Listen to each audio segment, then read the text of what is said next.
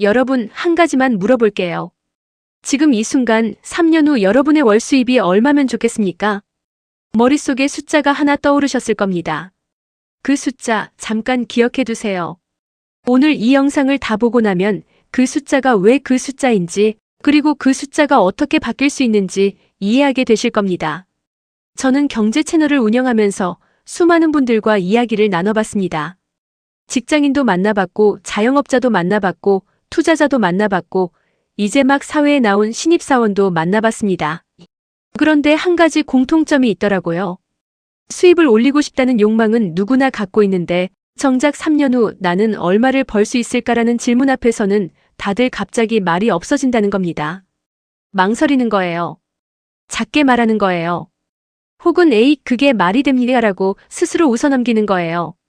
그게 오늘 제가 이야기하고 싶은 핵심입니다. 저도 한때 그랬거든요. 지금으로부터 한 5년 전쯤이에요. 저는 그때 콘텐츠 관련 일을 작게 하고 있었는데 수입이 정말 들쑥날쑥했습니다. 어떤 달은 그나마 숨 좀 쉬는 것 같고, 어떤 달은 카드 결제일이 다가오는데 통장 잔고가 텅 비어 있는 상황. 이걸 반복하고 있었어요. 그러다 보니 자연스럽게 수입에 대한 목표 같은 거 세우는 게 무의미하게 느껴졌습니다. 세워봤자 안 되는 거 알고 자괴감만 더 커질 것 같으니까요. 그때 한 선배를 만난 자리에서 제가 넋두리를 늘어놨습니다. 요즘 경기가 안 좋다, 유튜브도 경쟁이 치열하다. 나는 왜 이렇게 안 되는지 모르겠다. 한참 이야기를 쏟아냈죠. 그 선배가 듣더니 커피 한 모금 마시고 아무렇지 않게 이렇게 말했어요. 야, 그냥 월 2천만 원 목표로 해봐. 저는 그 순간 황당했습니다. 웃기지도 않았어요. 화가 났습니다. 그게 말이 되는 소리예요? 지금 월 수입이 들쑥날쑥하다고 하는 사람한테 월 2천만 원 목표로 해보라고? 저는 속으로 생각했습니다. 이 사람이 지금 나를 놀리는 건가? 아니면 현실을 모르는 건가? 겉으로는 억지 웃음을 지으면서 그렇게 되면 좋죠 하고 넘겼는데 솔직히 그날 선배한테 좀 실망했어요. 그날 집에 오는 길이었습니다. 저는 지하철을 탔는데 좀 멍하니 생각에 잠기게 됐어요. 사람들 사이에 끼어서 손잡이 잡고 서 있으면서요. 강남역을 지나고 교대역을 지나고 고속터미널역을 지나는데 그 선배 말이 자꾸 머릿속에서 맴도는 거예요. 그냥 월 2천만 원 목표로 해봐. 처음엔 여전히 어이가 없었습니다. 근데 그 다음 역쯤 됐을 때 다른 생각이 하나 스쳤어요. 그런데 나는 왜 그 말이 황당하다고 느낀 거지? 잠깐 멈췄습니다. 이게 사실 단순한 질문 같은데 뭔가 좀 묵직하게 다가오는 거예요. 저는 왜 그 숫자를 들었을 때 그렇군요, 해봐야겠네요가 아니라 그게 말이 됩니까가 먼저 나왔을까? 서울역에 내릴 때쯤 저는 뭔가 이상한 걸 깨달았습니다. 저는 그 목표가 불가능하다고 생각한 게 아니었어요. 저는 그 목표가 나와 어울리지 않는다고 느낀 거였어요. 그게 다른 겁니다. 완전히 다른 거예요. 불가능하다는 건 수학적인 문제예요. 물리적인 한계의 문제고요. 근데 나와 어울리지 않는다는 건 그건 심리의 문제입니다. 그러니까 저는 그날 그 선배 말에 화가 난 게 아니었던 거예요. 제 안에 있는 무언가가 건드려졌던 겁니다. 제가 오랫동안 스스로한테 설정해온 수입의 허용 범위라는 게 있었는데 그 선배가 던진 숫자가 그 범위를 훌쩍 뛰어넘어 버리니까 거부 반응이 일어난 거예요. 경제학적으로 이걸 설명하면 굉장히 흥미로운 개념이 등장합니다. 행동경제학에 앵커링 효과라는 게 있어요. 단 내리기 효과라고도 하죠. 우리는 어떤 숫자나 기준을 처음 접하게 되면 이후의 판단이 그 기준에 강하게 묶여버립니다. 예를 들어 어떤 물건이 원래 10만 원이었다가 50% 할인해서 5만 원이라고 하면 5만 원이 싸다고 느끼는 거예요. 근데 사실 그 물건이 5만 원짜리 물건인지 아닌지는 따져봐야 알 수 있는 거잖아요. 우리의 판단이 10만 원이라는 앵커에 묶여버린 겁니다. 수입도 똑같아요. 우리 대부분은 살면서 수입에 대한 앵커가 어느 순간 형성됩니다. 부모님의 수입을 보고 자라면서, 혹은 내 첫 월급을 받으면서, 혹은 주변 친구들과 비교하면서 이 앵커가 한번 박히면 그 앵커를 기준으로 현실적인 수입의 범위가 그려집니다. 그 범위 안에 있으면 현실적으로 느껴지고 그 범위를 벗어나면 황당하게 느껴지는 거예요. 근데 그 앵커는 누가 만든 겁니까? 시장이 만든 것도 아니고 경제 법칙이 만든 것도 아닙니다. 내가 살아온 환경과 경험이 만든 거예요. 다시 말해, 그 앵커는 사실이 아닙니다.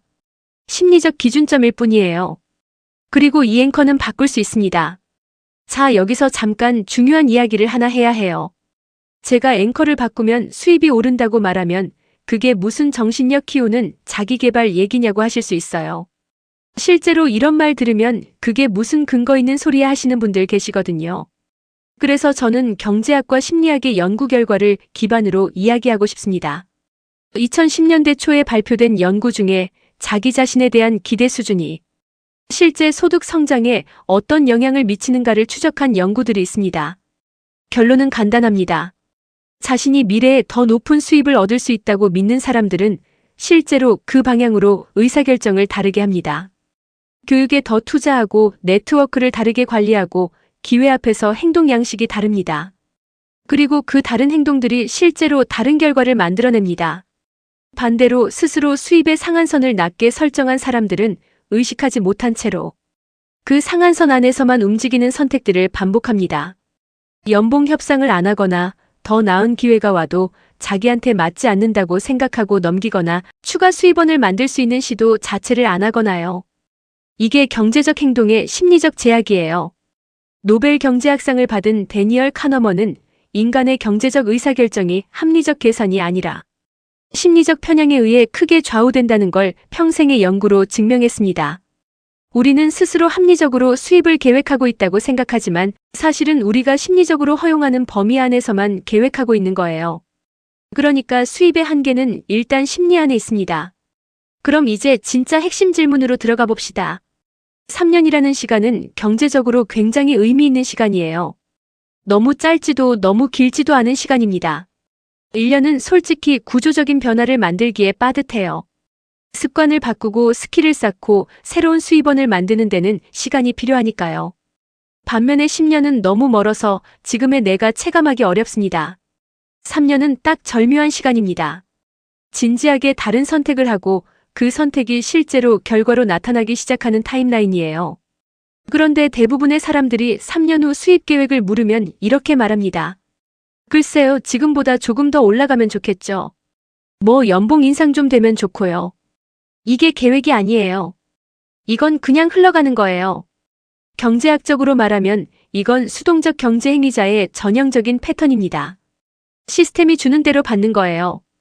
반면에 능동적 경제 행위자는 먼저 목표 수입을 정하고 그 목표에서 역산해서 지금 무엇을 해야 하는지를 설계합니다. 이걸 역산 설계라고 부릅니다. 그러면 실제로 역산 설계를 한번 해봅시다. 3년 후 월 수입 목표를 500만 원으로 잡는 분도 있을 거고 1000만 원으로 잡는 분도 있을 겁니다. 어떤 분은 지금 200만 원을 버는데 300만 원이 목표일 수도 있어요. 숫자는 사람마다 다릅니다. 중요한 건 그 숫자를 설정할 때 지금의 나를 기준으로 설정하느냐, 가능성의 나를 기준으로 설정하느냐입니다. 지금의 나를 기준으로 설정한다는 게 뭐냐면 지금 내 상황, 지금 내 스킬, 지금 내 인맥, 지금 내 자본에서 크게 벗어나지 않는 숫자를 고르는 거예요. 현실적이라고 느껴지는 숫자를요. 가능성의 나를 기준으로 설정한다는 건 3년 동안 내가 어떤 스킬을 쌓을 수 있고 어떤 수입원을 추가할 수 있고 어떤 구조적인 변화를 만들 수 있는지를 먼저 그려보고 나서 숫자를 정하는 거예요. 이 두 가지 접근은 결과가 완전히 달라집니다. 제가 아는 한 분은 오랫동안 직장에서 월급을 받는 분이었어요. 안정적이었지만 수입이 딱 정해져 있었죠. 이분이 어느 날 자기 수입 구조를 진지하게 들여다봤습니다. 그리고 깨달은 게 자기는 지금 시간을 팔고 있다는 거였어요. 월급이라는 게 결국 내 시간과 노동을 회사에 파는 구조잖아요.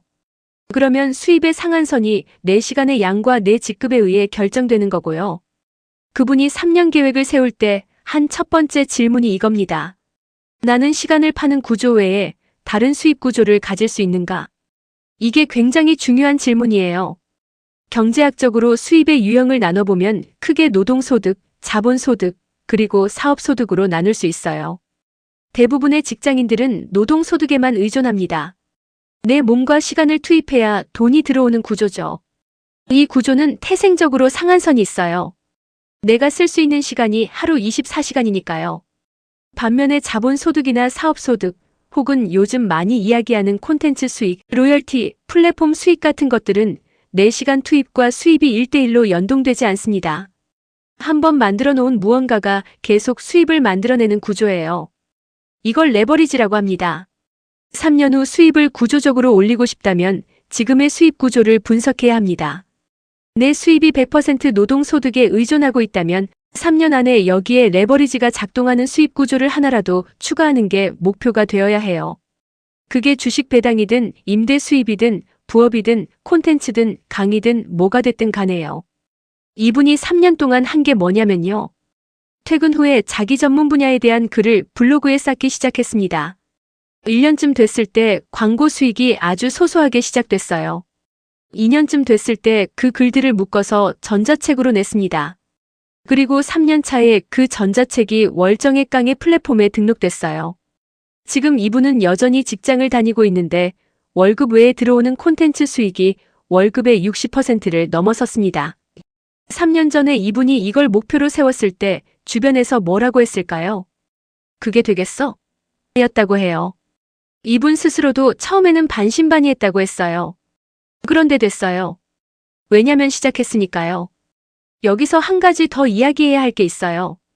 심리적 한계를 극복한다는 게 단순히 나는 할 수 있다를 외치는 게 아닙니다. 그건 근거 없는 낙관주의예요. 경제적으로도 근거 없는 낙관주의는 위험합니다. 무모한 투자를 부르고 잘못된 의사결정을 낳거든요. 제가 말하는 심리적 한계의 극복은 다른 겁니다. 이건 내가 지금 설정하고 있는 수입의 상한선이 현실이 아니라 내 경험과 환경이 만들어낸 심리적 기준점임을 인식하는 것, 그리고 그 기준점을 의도적으로 재설정하는 작업입니다. 이걸 경제학에서는 기대 형성이라고 해요. 인간의 경제적 행동은 미래에 대한 기대에 의해 크게 움직입니다. 내가 어떤 미래를 기대하느냐에 따라 지금의 선택이 달라지고 그 선택들이 쌓여서 미래가 달라지는 거예요. 그러면 이 기준점을 어떻게 재설정하냐? 첫 번째는 노출입니다. 내가 상상하기 어려운 수입 수준을 실제로 이루고 있는 사람들의 이야기에 지속적으로 노출되는 거예요. 이게 단순히 자극받으라는 얘기가 아닙니다. 인간의 뇌는 반복적으로 접하는 것들에 대한 기준점을 조정해요. 월 1,000만 원 버는 사람을 단 한 명도 모르는 상태에서는 월 1,000만 원이 굉장히 비현실적으로 느껴집니다. 근데 그런 사람들을 책으로, 콘텐츠로, 직접 만남으로 꾸준히 접하다 보면 그 숫자에 대한 심리적 거리감이 줄어들어요. 현실감이 생기기 시작합니다. 두 번째는 구체화입니다. 목표를 막연하게 두면 안 됩니다. 3년 후 월 1,000만 원이 목표라면 그 1,000만 원이 어디서 오는지를 구체적으로 설계해야 해요. 직장 월급 400만 원에, 부업 수입 200만 원에, 투자 수익 200만 원에, 콘텐츠 수익 200만 원. 이렇게 수입의 흐름을 구체적으로 그릴 수 있을 때 목표가 실행계획으로 변환됩니다. 막연한 목표는 동기부여는 될 수 있어도 행동 변화를 만들기 어려워요. 구체적인 설계가 있어야 지금 당장 뭘 해야 하는지가 보입니다. 세 번째는 작은 증거의 축적입니다. 이게 사실 가장 중요해요. 심리적 한계가 바뀌는 건 생각만으로 되지 않습니다. 내가 실제로 변화를 경험해야 해요. 작은 거라도 좋습니다. 부업을 처음 시도해서 첫 달에 5만 원이 들어왔다면 그 5만 원은 단순한 5만 원이 아닙니다. 그건 내가 기존의 수입 구조 바깥에서 돈을 벌 수 있다는 증거예요. 이 증거가 쌓이기 시작하면 심리적 기준점이 실제로 이동합니다. 나는 이런 사람이라는 자기인식이 바뀌기 시작하는 거예요. 경제학자들이 행동 변화를 연구할 때 자주 쓰는 개념 중에 자기 효능감이 있습니다. 이건 내가 어떤 일을 할 수 있다는 믿음인데 이 믿음이 형성되는 가장 강력한 방법이 바로 실제 성공 경험의 축적입니다. 크지 않아도 돼요. 작은 성공이 쌓이면서 나도 할 수 있다는 게 머릿속의 추상적인 신념이 아니라 몸으로 아는 사실이 되는 거예요. 이제 조금 더 실질적인 이야기를 해봅시다. 3년 후 수입을 지금보다 구조적으로 올리기 위해 지금 당장 할 수 있는 것들을 저는 크게 세 가지 방향에서 생각합니다. 첫 번째 방향은 현재 수입 구조의 최적화입니다.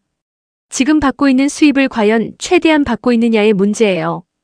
직장인이라면 연봉 협상을 제대로 하고 있는지 돌아봐야 합니다. 많은 분들이 연봉 협상을 불편하게 여기거나 어차피 안 될 거라고 생각하고 시도조차 안 해요. 근데 실제로 연봉 협상 데이터를 보면 협상을 시도한 사람과 시도하지 않은 사람 사이에 장기적인 임금 격차가 상당히 납니다. 자영업자라면 지금의 가격 구조가 적정한지 검토해야 해요. 많은 자영업자들이 가격을 낮추는 방향으로만 생각하는데 사실 가격 인상을 통해 수익성을 개선하는 게 훨씬 강력한 경우가 많습니다. 두 번째 방향은 수입원의 다각화입니다. 앞서 이야기한 레버리지 수입을 하나 추가하는 거예요. 여기서 중요한 게 처음부터 크게 생각하면 안 된다는 겁니다. 작게 시작해서 작동하는 모델을 만들고 그걸 키워나가는 전략이 훨씬 현실적입니다. 월 10만 원짜리 부업을 하나 만드는 것, 그게 출발점이에요. 10만 원을 만들어 본 사람은 100만 원을 만드는 법을 압니다. 하지만 0에서 100만 원을 만들려고 바로 덤벼드는 건 실패할 확률이 높아요. 세 번째 방향은 경제적 스킬의 업그레이드입니다. 솔직하게 말할게요.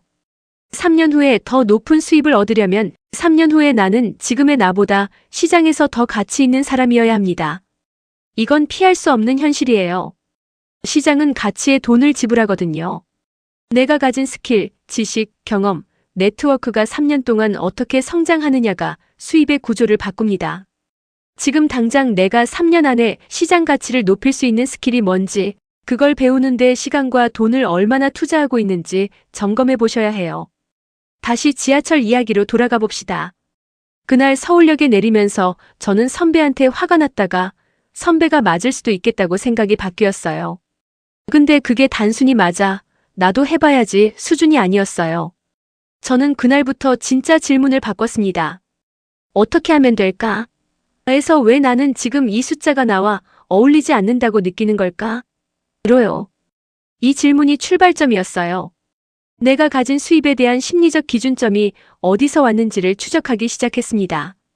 어릴 때 돈에 대해 어떤 말을 들으며 자랐는지, 내 주변에 경제적으로 풍요로운 사람이 있었는지, 나는 돈을 버는 것에 대해 어떤 무의식적인 신념을 가지고 있는지. 이게 대단히 중요한 작업이에요. 경제적 행동은 의식의 영역보다 무의식의 영역에서 결정되는 경우가 훨씬 많습니다. 내가 명시적으로 나는 부자가 되고 싶다고 생각하면서도 무의식적으로는 돈 많은 사람은 뭔가 나쁜 사람이다라든가 나 같은 사람이 많이 버는 건 어딘가 맞지 않는다라는 신념을 갖고 있으면 그 무의식이 실제 행동을 제약합니다. 이걸 경제 심리학에서는 머니 스크립트라고 부르기도 해요. 돈에 대한 무의식적인 각본이에요. 이 각본이 내 경제적 행동의 상당 부분을 쓰고 있습니다. 그리고 이 각본은 바꿀 수 있어요. 어떻게 바꾸느냐? 일단 인식해야 합니다. 내 안에 어떤 각본이 있는지를 꺼내서 봐야 해요. 그리고 그 각본이 사실인지 아닌지를 검토해야 합니다. 가장 강력한 방법은 그 각본을 반증하는 증거를 모으는 거예요. 부자가 되어도 좋은 사람으로 사는 사람들의 이야기, 나 같은 평범한 배경에서 시작해서 경제적으로 크게 성장한 사람들의 이야기. 이런 증거들이 쌓이면서 각본이 조금씩 다시 쓰입니다.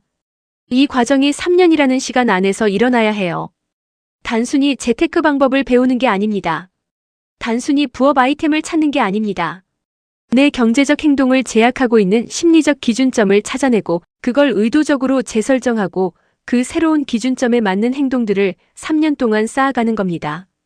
그러면 3년 후의 수입은 달라집니다.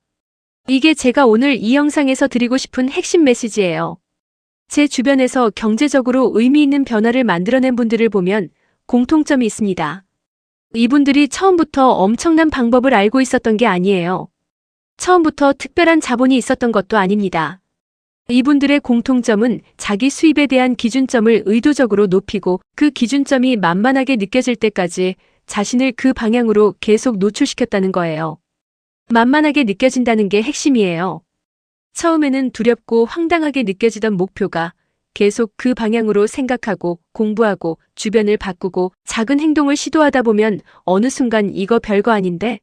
하는 감각이 옵니다.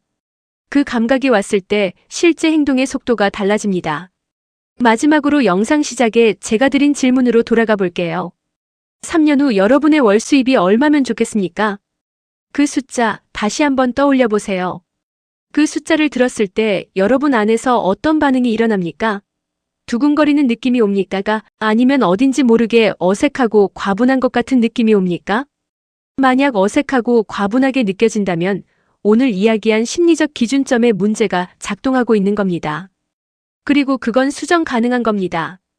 그 숫자가 만만하게 느껴질 때까지 그 숫자를 자꾸 보고 자꾸 생각하고 그 숫자에 도달한 사람들을 자꾸 만나고 그 숫자로 가는 경로를 구체적으로 설계하세요.